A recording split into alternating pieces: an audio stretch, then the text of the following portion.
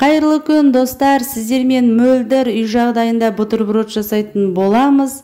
Тестасына 150 грамм жылы су, 1 тілім сливочный масло, 1 шай қасық тұз, 1 шай қасық дрожж салып, тестасын жасаймыз.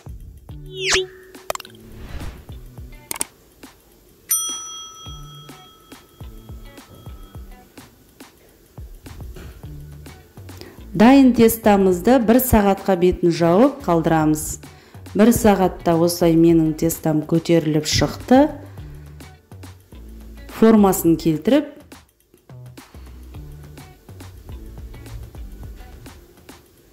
оқтаудың көмегімен осылай жайып шығамыз.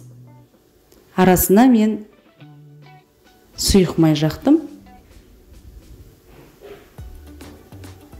Міне дайын болды.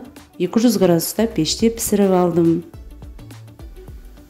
Салатный лист, помидор, колбаса, сыр менен огурцейді жоғарысына қоямыз.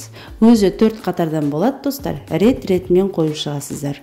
Өте дәмді шығады. Балдарыңыз өте сүйіп жейді.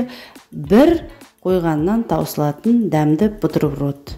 Жасап көріңіздер, балдарыңызды қуантыңыздар.